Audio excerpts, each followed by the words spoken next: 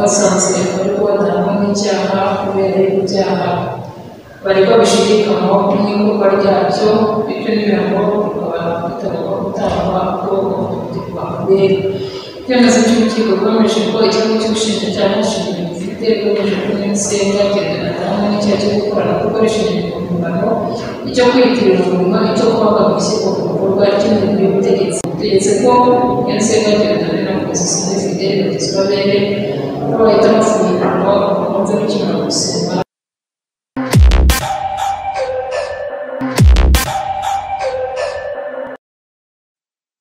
Shuti bakunzi ba Pax TV mukurikirana ku murongo w'Imana amahoro, twongeye kubaramutsa. Uyu munsi tuzanywe no kubagezaho inkuru y'ikatwa ry'urubanza rw'umunyamakuru Niyonsenga Dieudonné Cyuma Hassan umaze iminsi 333 mu gihome azira umwuga w'itangazamakuru. Urukiko rwamurikuye none kuwa 12 Werurwe umwaka wa 2021 nyuma yo kumuhanaguraho ibyaha byose yarakurikiranyweho, ibyaha byagiye bihindurirwa inyito na kamere yabyo kuva gifatwa kuwa 15 Mata umwaka wa 2020 kugeza atangiye kwiburana mu rukiko rw'ibanze rwa Gasabo no mu rukiko rwisumbuye rwa Gasabo, ari narwo rwamurekuye aburi iminsi mike ngo yuzuze umwaka muri gereza. Agifatwa urwego rugenzura abanyamakuru Rwanda Media Commission rwaramwihakanye ruvuga ko atari umunyamakuru, cyakora urukiko rwo rwasanze ari umunyamakuru. Ikarita bahabwa n'abamusizi abagira abanyamakuru kuko umuntu wari wese afite uburenganzira bwo kuba yashinga ikinyamakuru. Twabagereye ku rukiko ubwo umwanzuro w'urubanza wasomwaga. Cyakora nk'uko itegeko ririmo igihuri buza abanyamakuru gufata amajwi n'amashusho mu rukiko, itegeko riri kwiyambazwa mu Rwanda muri iyi minsi hari imanza nyinshi zifite imizi ya politiki, umucamanza nawe niko yabigenje, yabujije abanyamakuru gufotora, kamera turazizinga.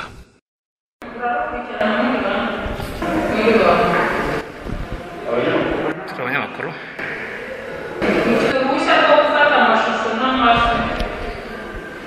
aho gwitwemereye twafata amashusho no kuvuga n'abana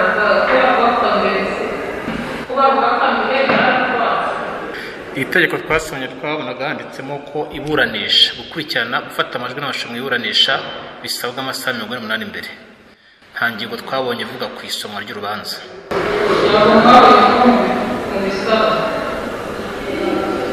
Kubera ko nta ngingo twabonye ivuga ku isomwa ry'urubanza, twaje ry'urubanza ariko twasanga nabyo tubasha kwemererwa gufata amashusho twabikora. Ibikoresho twabizanye.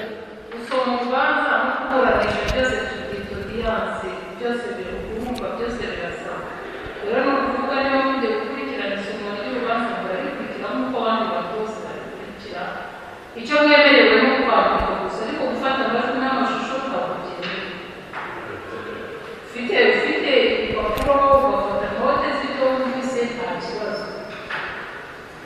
Isomwa ry'urubanza ryakurikiranywe n'ibitangazamakuru bitatu, Ireme News, Umubavu n'Ijwi ry'Amerika. Tugiye kubagezaho inyuguti ku nyuguti uko urubanza rwasomwe.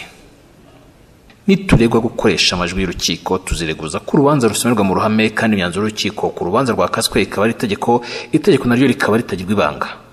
Nidukurikiranwa tugatsinda urubanza tuzasaba ko ingingo nyongeracyuho yavugururwa, nidutsindwa kandi tuzakira ibihano. Dutega amatwi umucamanza waburanishije Niyonsenga Dieudonné Cyuma Hassan akaba ari nawe wamukatiye.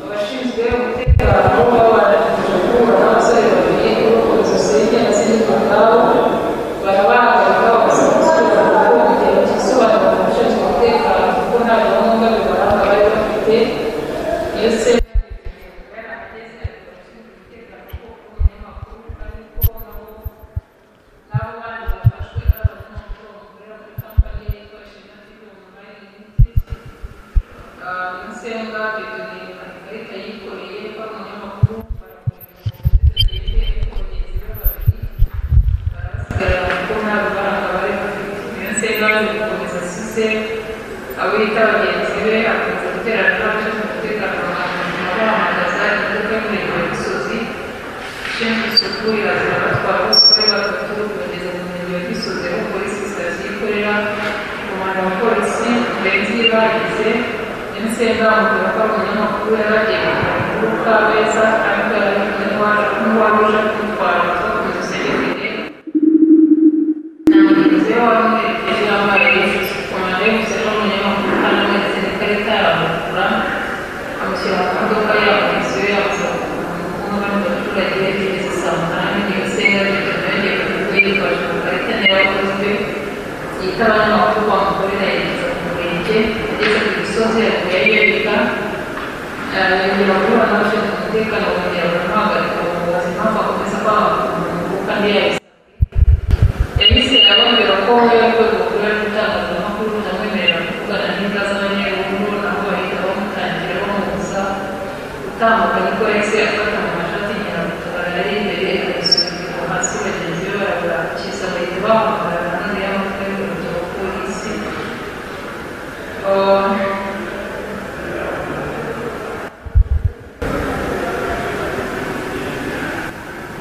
Hari harimo ikarita y'inyabutusenge izindi nziza zanditseho Mukashyaka Kalisa na Muhirwana. Bamubajije babwira ko ari iz'abanyamakuru akoresha ariko babashije kumeza usenge wabo ari umunyamakuru arahakana. Avuga ko niyo Nsenga Dieudonné yimukira kugira ngo bajye bayerekana mu mihanda.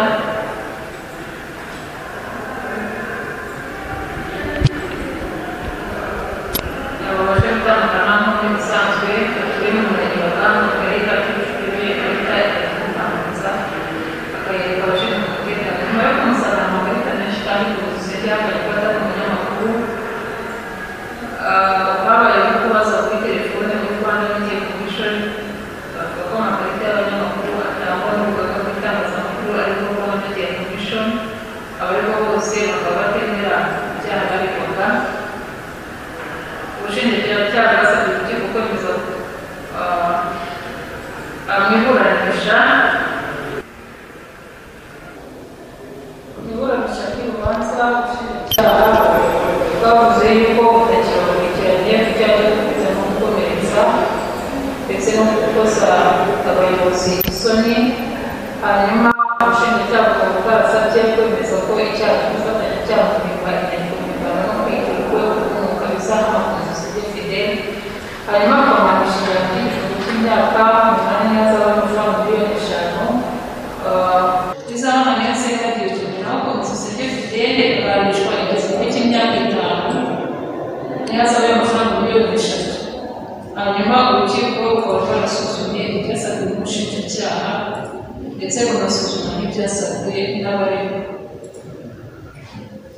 Urukiko rwabonye inyandiko y'uko Ishema TV yiyandikishije muri Rwanda Revenue Authority kuri 24 z'ukwa 9 mu mwaka wa 2019 ndetse na seritifika y'uko yiyandikishije muri RTP. Ubona kandi inyandiko ya NMC igaragaza ko ivuga ko abo banyamakuru nta makarita bahawe na RMC. Urukiko rubona ko Nsenga Dieudonné yashye amafaranga 20,000 y'ikarita ye ariko bakongera bakayohereza kuri WhatsApp bavuga ko inyandiko isaba ikarita zayohereza nyuma. Hanyuma dusanga ingingo ya 2 agakungu ka 7 y'itegeko ry'itangazamakuru iteganya ko inama nkuru y'itangazamakuru n'urwego rwigenga rushinzwe kubaka ubushobozi bw'itangazamakuru. Urukiko rwashakishaga amategeko agenga inama nkuru y'itangazamakuru rwaciye ku nkuru y'inama nkuru y'itangazamakuru yavuye kuri 19 z'ukwa 2021 inshinga zose zihindurwa muri Minisiteri y'Ubutegetsi bw'Igihugu izindi zihindurwa muri RGB. Ubushinjacyaha ntacyo bwavuze ku kuba nyir'ikinyamakuru yaba afite ububasha bwo gukorera abakozi be amakarita mu gihe niyo Nsenga Dieudonné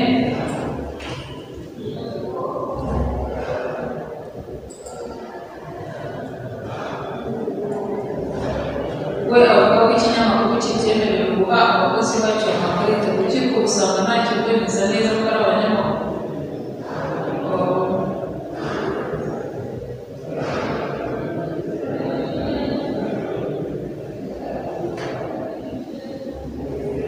urukiko rusanga nta kikwemeza neza ko ari abanyamakuru n'izitangazamakuru n'abatarabyize bagomba guhabwa ikarita y'akazi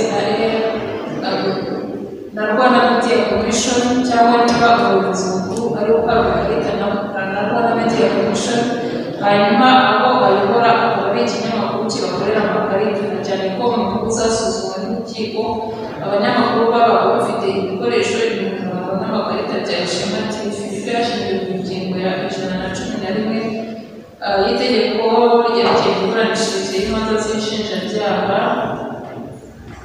bivuga ko ubushidikanya burengera ushinjwa ibyo urubanza rwakurikirana mu buryo bwose ntihagire ibimenyetso nyakuri biboneka byemeza nta shiti abacamanza gushinjwa yakoze icyaha kuko bavuga ko mu batsinze usanga na Nsenga ngakomeza usenge Fidele nta gihamya ko bahamwa n'icyaha ndetse no gufatanyacyaha ku byaha barezwe, kandi kuba Nsenga Theodore avuga ko RMC atariyo ituma umunyamakuru, urukiko rusanga ariko bikwiye kugenda kuko RMC niyo imuha ikarita y'umunyamakuru. Ibijyanye no guhagarara urukiko mu bikorwa by'ibyemezo by'ubuyobozi, ingingo ya 131 y'itegeko ryerekeye inama muri rusange ivuga ko umuntu wese kuvuga urugomo ubuze imirimo yategetswe cyangwa yemerewe n'ubuyobozi bubigenewe gukorwa abakoze icyaha iyo bihamijwe n'urukiko ahamije igifungo kitari munsi y'amezi 6 ariko kitari munsi y'umwaka umwe n'azeru w'amafaranga atari munsi ya miliyoni 1 ariko atarenze miliyoni 2 cyangwa kimwe gusa muri ibyo bintu.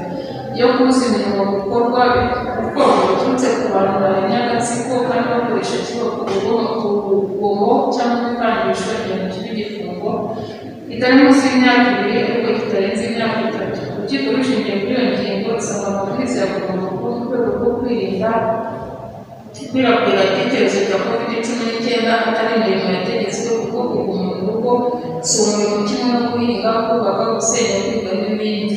Ni nayo mpamvu urukiko rusanga abadakurikiza ayo mabwiriza bose nk'uko Metero Gatera Gashabana yabivuze baragiye bategekwa kwishyura ihazabu no kurazwa muri sitade, bityo icyo cyaha n'ubufatanyacyaha bwacyo bikaba bigahama Theodore Nsenga na Komeza Usenge Fidele. Ibyaha byo kwiyitirira umurimo aho kuba Nsenga Theodore na Komeza Usenge Fidele bariyitiriye ko ari abanyamakuru, urukiko rusanga nta shingiro icyo kirego gikwiriye guhabwa kubera ko ikinyamakuru bakorera kiranditse ku buryo bukurikije amategeko muri RDB no muri Rwanda Revenue Authority, kandi urukiko rwabonye inkuru bagiye batambutsa mu Ishema TV. Ikindi ukurikije ingingo ya 19 y'itegeko ryavuzwe haruguru, ikarita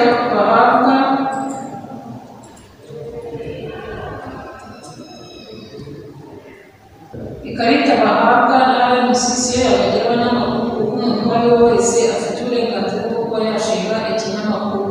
Ku bijyanye n'ibihano, ubushinjacyaha bwari bwasabye urukiko kwakira ikirego cy'ubushinjacyaha kwemeza ko gifite ishingiro no kwemeza ko icyaha cyo guhinga icyaha cyo guhinga no kuyikoresha no kutamenya ishyirwa mu bikorwa by'imirimo yategetswe cyo kwitira urwego rw'umwuga no gukoza isoni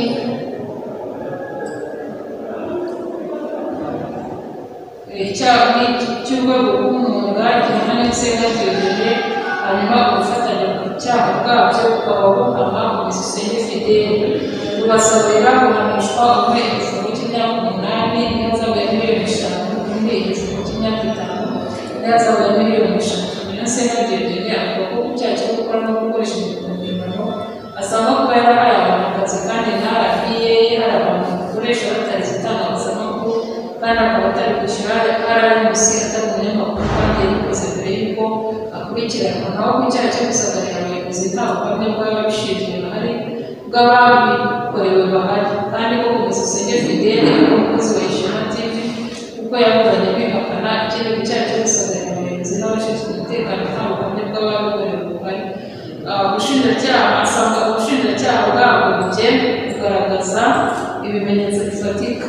Ikindi akaba ari umukozi Komeza Usenge Fidele n'umukozi wa Ishema TV kandi bamuhaye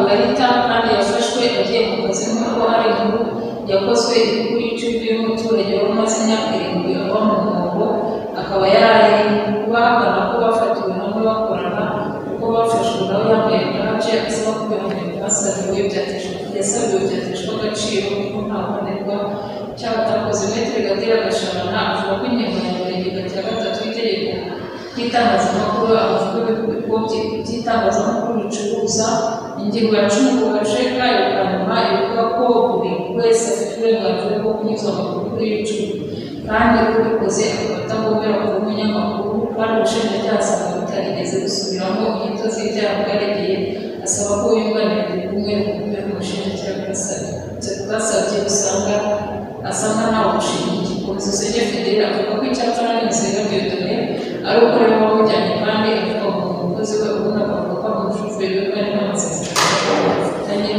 Maître Innocente Erneste wunganira komisiyo Senge Fidele avuga ko urukiko rutagomba gushingira ku kuvuguza n'imizigo y'idone kuko n'amasezerano y'akazi yagaragaje kandi ko bakamenya yarafashe komisiyo Senge Fidele atari ukuvuga ko ari umukozi yasabye ko urukiko rwashingira ku ngingo ya 20 itegeko nshinga igihembwe cya 5 kuvuga ko icyaha gatozi kuba gikoze kandi impuzandengo zirimo gushidikanya hasaba ko komisiyo Senge yagira umwere w'ibyaha kugirango ntabyigeza ku rukiko rero basanzwe bari kubatanwa n'icyaha kubera ibyaha baregwa bishidikanywaho ku ikorwa ryabyo bityo n'ibirango bikaba bitagomba gutangwa ko bakubera icyemezo cy'urukiko rwemeje ko ikigo cy'ubushinjacyaha gishinzwe gifite rwemeje ko n'insenga byerekanwa n'icyaha cyo gukorana gukoresheje impimbano icyo kwiyitirira umurimo icyo kubangamira ishyirwa ku bikorwa ry'imirimo y'ubutegetsi rwemeje ko komisiyo Senge Fidele atangwa n'icyaha cyo gufatanyacyaha mu byaha byo gukora no gukoresha impimbano